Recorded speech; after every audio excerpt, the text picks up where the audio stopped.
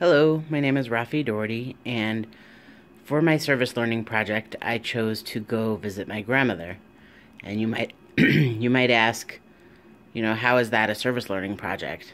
But as a newly single father, when I was given the assignment, I was thinking about what I could do with the baby because I don't have someone to leave her home with. And I thought about visiting someone elderly in the community nearby where I live. So it would be pretty simple to get there, and I'd be able to bring the baby, and we would visit with someone who was elderly and who just needed some social support and some community. And what ended up happening was that I kept feeling guilty because I have an 88-year-old grandmother up in Westminster who sometimes is lonely and could really use some support, but I was feeling like the drive was a lot, and I hadn't been to visit her since before the baby was born. And it just didn't feel right to me to visit someone outside of the family because charity starts at home. So I ended up deciding to just take the plunge and try the drive with the baby. And she actually did really well on the way there. She didn't cry at all. And then the way back was a little harder. But my grandmother was really appreciative, happy to see us and happy to see the baby. And I got to do a little interview with her and talk to her about her life. So I went up on a Saturday, and she's a religious Seventh-day Adventist. So she had just gotten home from church, and she had a televangelist on the TV. So I got a little clip of that, and then a clip of me interviewing Grandma. In terms of the developmental theorists that apply most to the service learning project that I did, I would say Erickson's probably the most important, or the one that's the most applicable, because it involves people with 3 different developmental stages. So there's the baby, starting with her, and the baby needs to learn trust. And one of the reasons why I don't like driving far distances with her is she's in the backseat by herself, screaming and screaming, and there's no one responding to her cries. So I think that's one important piece. And my goal with her is to teach her trust by always being available when she cries and doing my best to soothe her and find out what she needs, so that she sees the world as a place where she gets her needs met and she's okay. And then in terms of my own developmental stage, I'm in the stage that has to do with intimacy and versus isolation. And while I don't have a romantic partner, I really value family and friendships a lot. And that's something I would want to show to the baby as well. That we don't just, go out in the world and do other things. We really care about our family and show up when we can. And then my grandmother is 88, and she's, in a reflective stage right now, and trying to figure out if everything that she's done has been worthwhile. And, her connection to her faith and her connection to her family seem to be the things that really feel important to her. The other developmental theory that seems to apply well for this situation would be Fowler's theory of faith development. And obviously my grandmother is someone who cares a lot about faith and about her religion.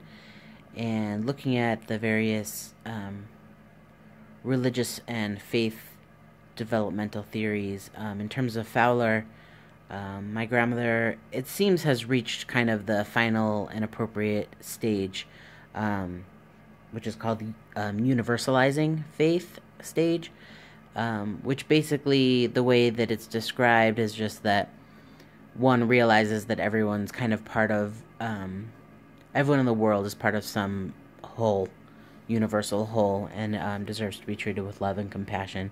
And I would like to say that my grandmother's definitely there.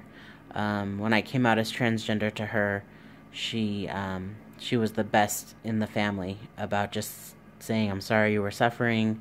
I hope that you feel better in your, now that you're going to transition, I hope you feel better. And come visit me. Very simple message of love and acceptance. So that's all I got. Thanks for watching. this ministry, just sow a financial seed immediately and become a partner with us, and you'll be blessed, beloved, because you're going to have a reward for the souls that have been changed in this ministry. Thank you. Hi, Grandma. I'm doing a video now. Oh, the baby's gonna cry. Hold on, let me give her a passy. Oh, there's your passy. Like I was telling people, you can't just jump to conclusions. See how she does. There you go. So, Grandma, how you doing today? I'm doing fine. You doing fine? You went to church this morning? Yes.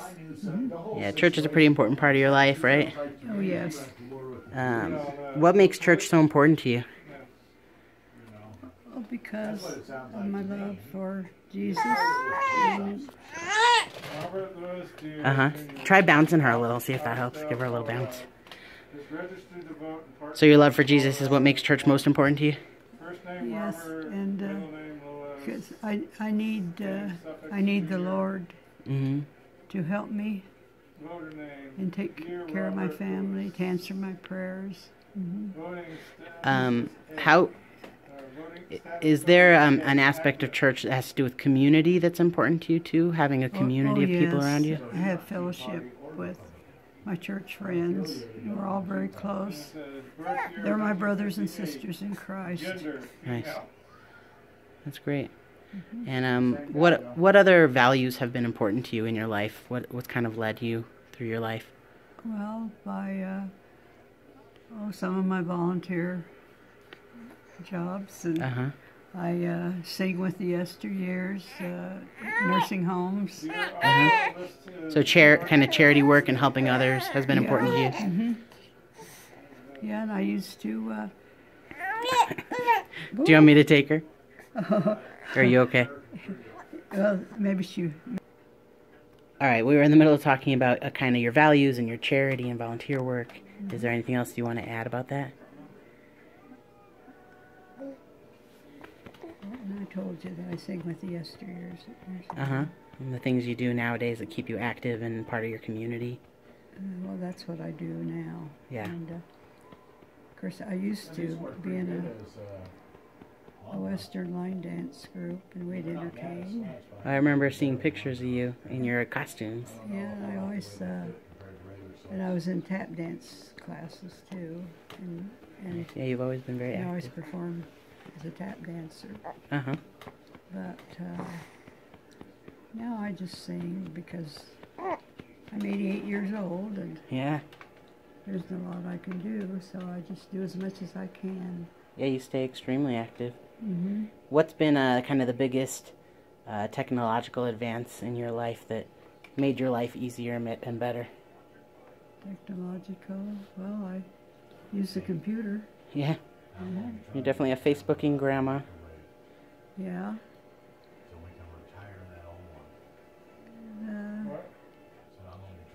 So it's made your life a lot easier staying in touch with people and staying connected. That's right. Cool. And visiting my grandkids, my kids and my grandkids and great-grandkids. Yeah. Since I have 12 grandchildren and 27 great-grandchildren. Yeah. And, it has 3 children. I had 4, and so I lost a son 13 years ago, which is very hard on me. Yeah. Because that's the worst thing that can happen to anybody, Yeah, losing children. is losing a child. Yeah. And what did he die of? Cardiac, heart attack. Yeah. So, Yeah, they had some pretty good deals on plants and stuff too. well, I can't think. I just want to get my house in order right now since flood, and Yeah. get my rooms like they were before. So what's can you think of maybe like one of your happiest memories? 20 years happiest memories? Yeah. Well, let's see. Last 20 years, so that Well, not last 20 years, your whole life. What's your happiest memory that you can think of? Or one of them? My happiest memories is when I had my children. Having your babies. And, yeah. And they were babies and growing up, and when I had my grandchildren. And so family. Family is one of the most important things for you. Family is number one with me. Yeah. Come first. And you've always been the best at remembering people's birthdays and really showing them that they're important to you. I remember all the birthdays and be sure that I get them a gift. If it isn't very much, but yeah, no, but it shows that you care and that you love them. That's great. Well, thanks, Grandma. Any last words for my classmates? Oh, well, that's. I wish you all happiness. And have a good life. Great. Thanks, Grandma.